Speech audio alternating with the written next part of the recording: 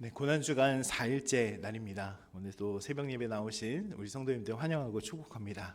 또 오늘 나누시는 말씀을 통해서 주님의 고난에 더 깊이 묵상하시고 우리 신앙을 다시 한번 되돌아보시는 귀하고 복된 시간 되시길 바라겠습니다.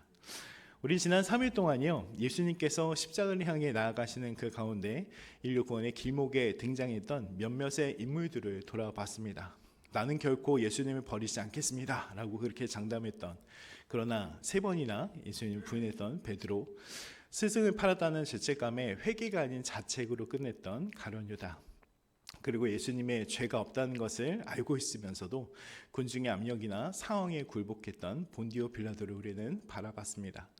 여러분, 이렇게 이 사람들의 상황들 가운데 예수님께서는 결국 빌라도에 의해서 채찍질을 당하시고 십자가 처형을 당하시게 됩니다.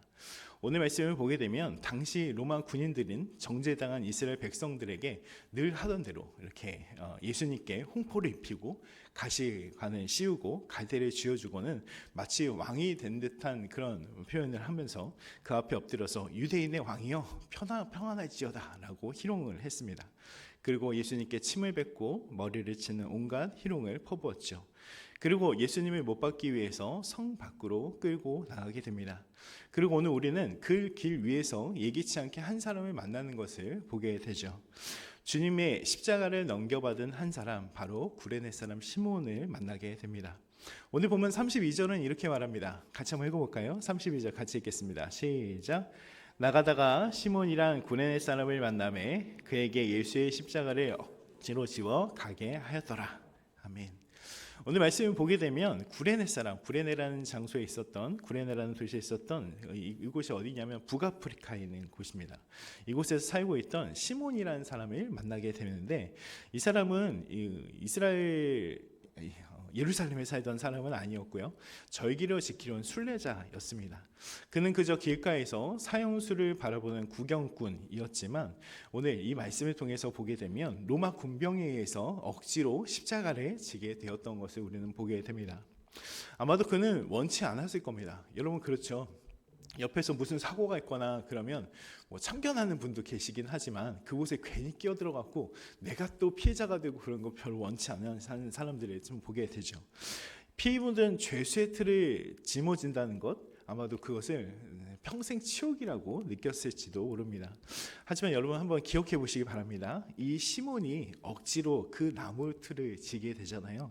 근데 그 나무 틀을 진 것이요, 인류 구원의 길 위에서 쓰러지신 예수님의 어깨를 가볍게 해드린 유일한 위로이진 않았을까 우리가 생각해 볼 필요가 있다는 것이죠. 그리고 이 사람이 어떻게 되는가? 마가복음 15장 21절의 말씀을 보게 되면 이 장면을 기록하면서 특별한 표현을 보게 됩니다. 이 시몬이라는 사람이 알렉산더와 루포의 아버지다 라고 기록을 합니다. 사실 마가복음이 기록한 이 기록이 단순히 이 사람의 아들이 알렉산더 루포가 있었습니다 라는 것을 표명하기 위해서 한 것이 아니라, 이 마가복음을 받았을 당시에 초대교회 성도들이 이 사람의 이름들을 다 알 정도로, 이 사람이 유명한 사람, 이분이 바로 아버지가 이 예수님의 그 십자가를 졌던, 같이 동행했던 그 사람이었구나 라는 것을 알 정도로 그렇게 명기가 되었다는 것이죠. 심지어 사도 바울이 훗날 로마서 16장 13절에 뭐라고 고백하냐면 이렇게 고백합니다. 주 안에서 택함을 입은 루포와 그의 어머니에게 문안하라. 그의 어머니는 곧 내 어머니니라 라고 말씀합니다.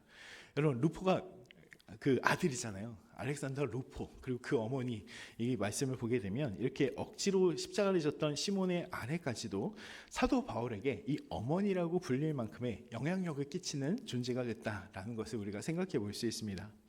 어떻게 보면 억지로라도 감당했던 그 순종의 자리가 결국은 시몬 자신을 살렸고 그 가정을 대대로 축복의 통로로 만드는 귀하고 신비로운 은혜가 될 수 있었다라는 것을 우리가 생각해 볼 수 있습니다. 제가 바라기는 우리 이 시간에 또 우리 새벽기도 4일차 이렇게 나오셔서 기도하시는 모든 분들의 가정이 이렇게 귀하게 세워지기를 주님의 이름으로 축원드리겠습니다. 다시 본문으로 돌아와서 시몬이 이 예수님을 대신해서 십자가를 지고 도착한 곳이 어디냐면 골고다, 해골의 곳이었다라고 표현합니다. 그리고 그곳에서 병사들은 예수님께 쓸개 탄 포도주를 이렇게 건네죠. 당시 관습상 사형수의 고통을 무뎌지게 하게 하려고 이렇게 마취 성분이 든 포도주를 주는 자비가 있었다고 합니다. 그런데 사실 이 병사들이 준 것을 보게 되면 오히려 고통에 더하는 독초를 섞은 것을 이렇게 주님을 조롱하기 위해서 준 것을 우리는 보게 되죠. 예수님께서는 그것을 맛보시고는 마시기를 거부하시는 것을 보게 됩니다. 우선 예수님께서 이 독초를 왜 거부하셨는가?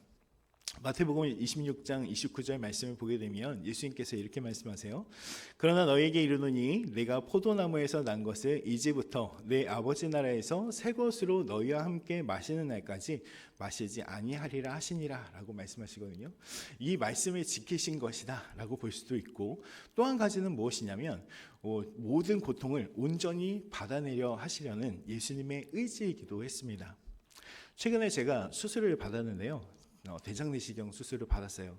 근데 수술을 받으면서 수면 중에 제가 좀 깼습니다. 근데 그 깬 이유가 의사 선생님이 저를 깨우셨다고 해요. 혹시 모를 일 발생할 수 있어서 좀 깨우라고 그렇게 시켰답니다. 근데 제가 알 길이 없잖아요. 알 길이 없고 도중에 이렇게 깼는데 뭔가 계속 들어와서 이렇게 너무 불편한 겁니다. 그래서 제가 그랬어요. 선생님이 너무 불편해요. 저 마취 깼는데요. 막 그러면서 마취 다시 해주시면 안 돼요. 막 그랬던 기억이 납니다.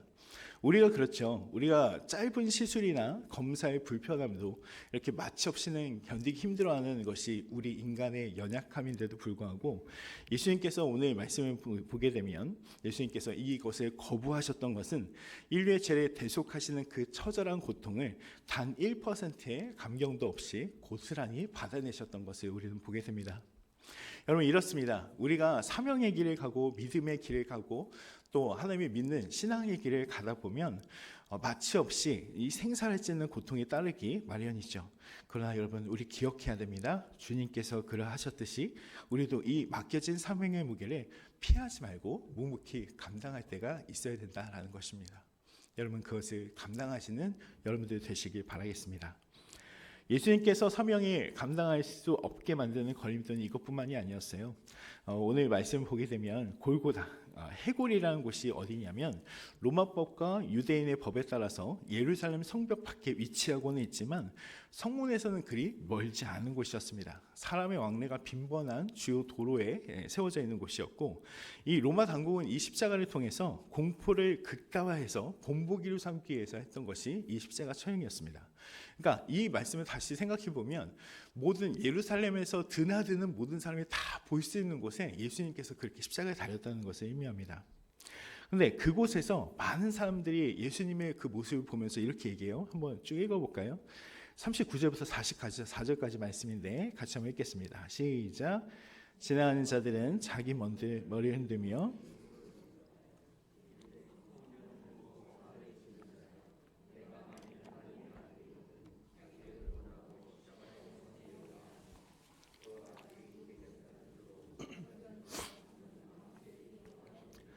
그가 남은 구원하였으되 자기는 구원할 수 없도다.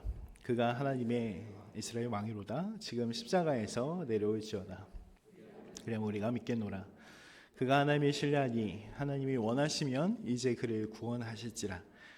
내 말이 나는 하나님의 아들이라 하였도야 하며 함께 십자가에 못 박힌 강도들도 이와 같이 욕하더라. 아멘. 오늘 말씀을 읽으시면 어떠신가요? 이것이야말로 어떻게 보면 주님의 삶을 가장 가로막는 가장 치명적인 걸림돌이 되는 것이었을 겁니다. 육체의 통증보다 더 아픈 것이요, 자존심과 정체성을 흔들려는 조롱이죠. 너 그렇게 얘기했잖아. 너가 하나님의 아들이라며, 네가 이스라엘 왕이라며, 그럼 한번 내려와봐. 그러면 내가 믿을게.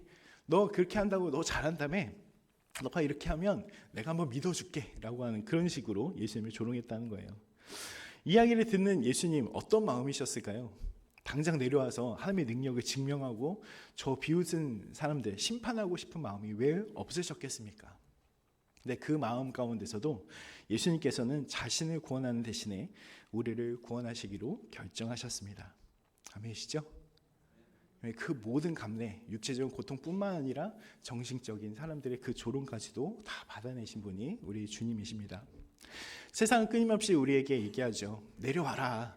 편한 길로 가라. 왜 그렇게 미련하게 하냐. 좀 쉬엄쉬엄 가면 안 되나? 라고 그런 얘기를 하고 또 유혹할 때가 참 많이 있습니다.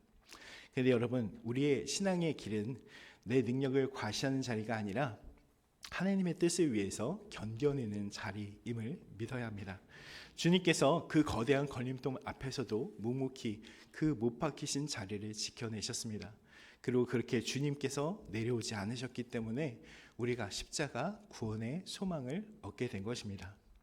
사랑하는 성도님 여러분, 여러분 어깨에 놓인 십자가 혹시 무거우신가요? 주변에서는 그렇게 얘기하진 않습니까? 이제 그만 좀 내려놔, 좀 편하게 해 라고 그렇게 이야기하진 않던가요? 오늘 주님의 못 박히신 골고다를 바라보시는 여러분들 되시길 바라겠습니다. 억지로라도 십자가를 지고 갔던 그 시몬을 한번 보시기 바랍니다. 비록 그 길이 지금은 해골의 곳같이 소망 없는 곳처럼 보여질지라도 묵묵히 십자가를 감당하고 내려오지 않고 그곳을 견뎌냈을 때 하나님께서는 반드시 우리의 인생의 그 골고다를 부활의 동산, 축복의 동산으로 바꿔주실 것이기 때문입니다. 오늘 하루 내게 맡겨진 십자가를 사랑하며 끝까지 승리하시는 성도님들이 되시길 주님의 이름으로 축원드립니다.